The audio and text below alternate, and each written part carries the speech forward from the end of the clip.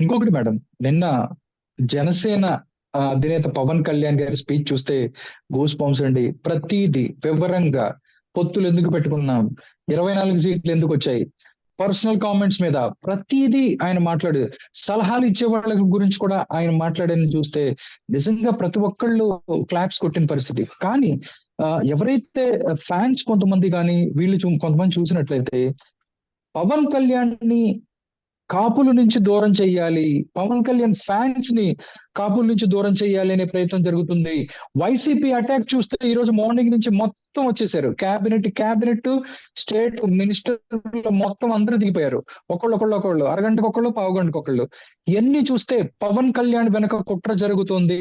అంటే ఒక పవన్ కళ్యాణ్ 100 కుట్రలు ఆ టైప్ లో ఉంది. దీని గురించి మీరేం చెప్తారు? సార్ ఇలాగే చేశారండి చిరంజీవి గారిని కూడా.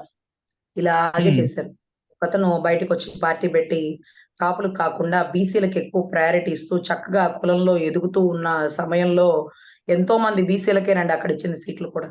సో ఆయన కూడా ఆయన మీద బురద చల్లి కోడిగుడ్లేసి కొట్టి సీట్లు అమ్ముకున్నాడంటూ అభియోగాలు చేస్తూ ఆయన రాజకీయాలు వదిలేసి వెళ్ళిపోతున్న పరిస్థితి తెచ్చారండి. ఈరోజు మా నాయకుడిని కూడా అలా చేద్దామని తాపత్రయపడుతున్నారు. కానీ బురద జల్లితే వెళ్ళిపోయేవాడు కాదు మా నాయకుడు. ఆ బురదని కడగడానికి వచ్చినటువంటి సమర్థుడు.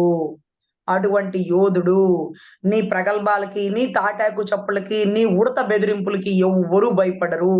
ఈరోజు అభిమానులం కోప్పడతాం, బాధపడతాం. అక్కడ మాకుండి అపరిమితమైన ప్రేమ.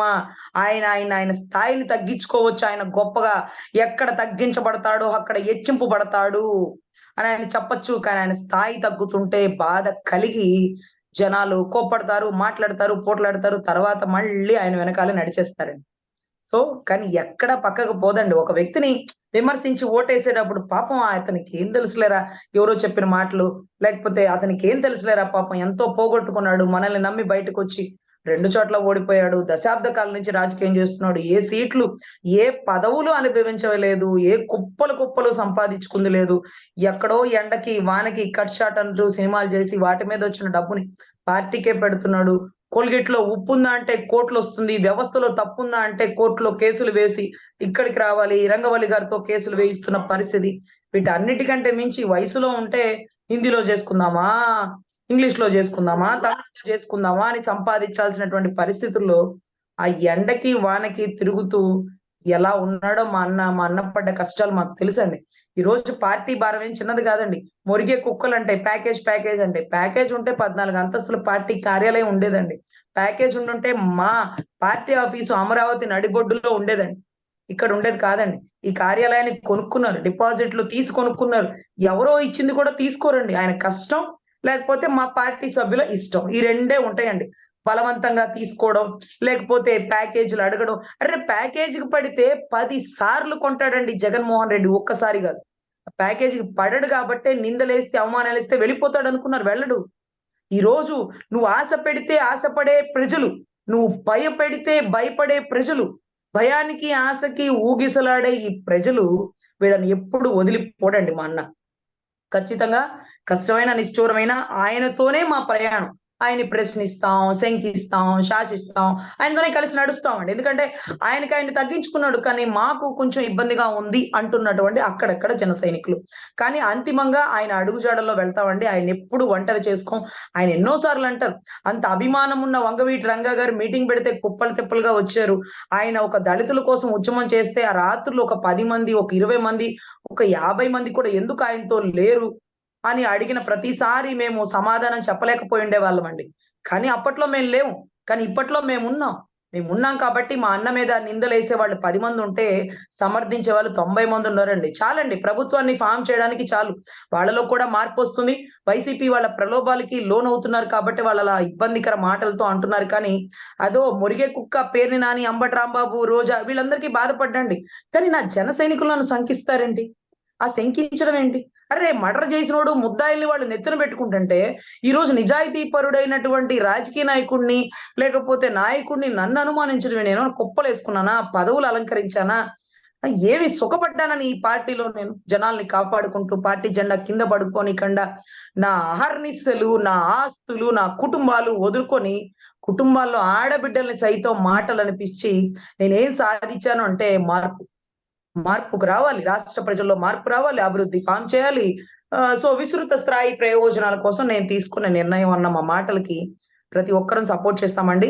ఏమి ఇబ్బంది లేదు. వైసీపీ వాడు ఎంత రెచ్చగొట్టినా సరే, ఎన్ని కుక్కలు మొరిగినా మా ప్రయాణం మా అన్నతో, మా అన్న ఆదర్శాలని కాపాడడమే మా వృత్తి ధర్మం.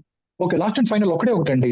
హరిరామ జోగయ్య గారు అవ్వచ్చు, లేకపోతే ముద్రగడ పద్మనాభం గారు, ఇలాంటి కాపు నాయకులు అంటే పవన్ కళ్యాణ్ మీద అంత కోపం ఎందుకండి? అంటే కొన్ని వాళ్ళు రాసిన లెటర్లు చూసినట్టయితే 28వ తారీఖున ఈ సభలో నాకు కావాల్సిన ఆన్సర్స్ లేకపోతే 29న నా కార్యాచరణ ప్రకటిస్తా హరిరామ జోగయ్య. దాంతో పాటు పవన్ కళ్యాణ్ గారు అంటూ ఆయన ఒక లెటర్.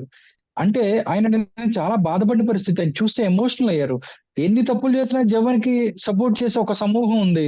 నేనేం చేశాను? నేను పదవులు అనుభవించకపోయినా నేనేంటి పని జనానికి నేనేదో సాయం చేస్తానన్నా గాని, నా వాళ్ళే నన్ను ప్రశ్నిస్తున్నారంటూ మాట్లాడారు. అంటే ఇలా కాపు నాయకుల్లోనే అంత కోపం ఉందా అంటే దీనికి ఏం చెప్తారు మేడం? సార్ అన్నయ్యని ప్రశ్నించడానికి దళితులు, మైనారిటీలు, ముస్లిమ్స్‌కి అందరికి అధికారం ఉందండి. మరి మా కాపులు ఎందుకు ముందుకొస్తారో మాకు అర్థం కావట్లేదండి. అంటే ఆ కులంలో హ్మ్. పుట్టడమే ఆయన చేసిన తప్పా అండి? ఈరోజు మనం ఏం హ్మ్. సహకరించాం? మనం ఏం పండించాం? ఎంతవరకు నిలబెట్టాం?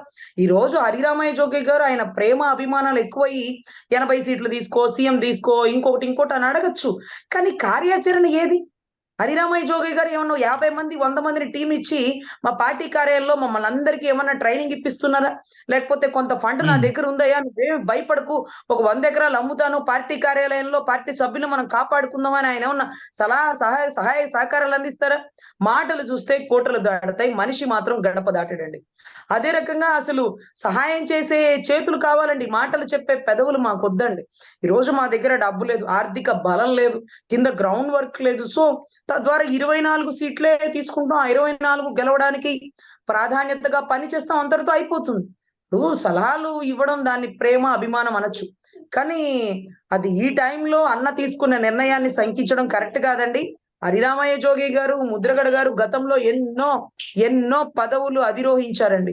ఆ పదవుల మీద ప్రేమ, అభిమానం వాళ్ళకుందండి. కానీ పార్టీలోకొచ్చాక ఏ పదవి లేకుండా ఒక కార్పొరేటర్ స్థాయి కూడా నీది కాదు అని రోజారెడ్డి విమర్శిస్తుంటే, అన్నిటికి కూడా ఒకటే సమాధానం మౌనం. మళ్ళీ నా పోరాటం గజనీ మహమ్మద్ లాగా చేసే నీ యుద్ధం అంటూ ఆయన ప్రస్తావన ఉందండి.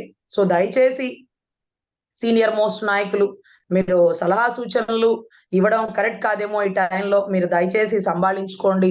అన్నయ్య తీసుకునే నిర్ణయానికి మేమందరం కట్టుబడి ఉంటాం. మీరు కూడా జన సైనికులకు చెప్పండి. ఒక నిర్ణయం తీసుకున్నాడు మీ అధినాయకుడు. దానికి కట్టుబడి వెళ్ళండి. ఈసారి ఖచ్చితంగా మీరు గ్రౌండ్ వర్క్ చేసుకొని మీరు అనుకున్న స్థాయిని రీచ్ అవ్వచ్చు అనే ఒక స్టేట్మెంట్ మాత్రం ఇవ్వచ్చండి. 100%. కానీ వాళ్ళు ఈ టైంలో లెటర్‌లు రాస్తూ జన సైనికులను ఉద్రేకపరచడం, అన్నయ్య మనసును బాధ పెట్టడమేమోనని నాకు అనిపిస్తుందండి. అంటే దీంట్లో వైసీపీ కుట్రుందని కొంతమంది చెప్తున్నారు. ఎవరైతే ముద్రగడ అవ్వచ్చు, లేకపోతే హరిరామ్ జోగి వీళ్ళందరూ కలిసి వైసీపీ కోవట్లు పవన్ కళ్యాణ్‌ని కూటమి నుంచి తీసుకొస్తానికి లేదా పవన్ కళ్యాణ్‌ని ఒంటరిని చేయడానికి వైసీపీ వీళ్ళతో చేపిస్తుందనే వాదన కూడా ఉంది. దీని మీద ఏం చెప్తారు? సార్ కొంతమంది అంటారండి. ఇదేందో వైసీపీ లెటర్ హెడ్ అంటారు. లేకపోతే సజ్జల భార్గవ్ రాపిస్తున్న ట్వీట్ అంటారు. వెంటనే ఈయన లెటర్ రాయడం, ఆయన ట్వీట్ ఇవ్వడం ఏంటంటారు. నాకైతే ఏమీ తెలీదండి. కానీ కాపుల్లో కుల పెద్దలు కాబట్టి మేము గౌరవిస్తాం. కానీ ఈ టైంలో అన్నకు విరుద్ధంగా వెళ్ళకండి. అన్న మనసు నొచ్చుకునేలాగా, బాధపడేలాగా లెటర్‌లు రాసి ఎందుకురా మన కులంలో పుట్టాను అని అన్న బాధపడేలాగా దయచేసి చేయకండి. Okay. Thank you so much Rajani garu. లైవ్‌లోకొచ్చి మీ యొక్క రెస్పాన్స్‌ని తెలియజేశారు. నమస్కారం. నమస్తే అండి.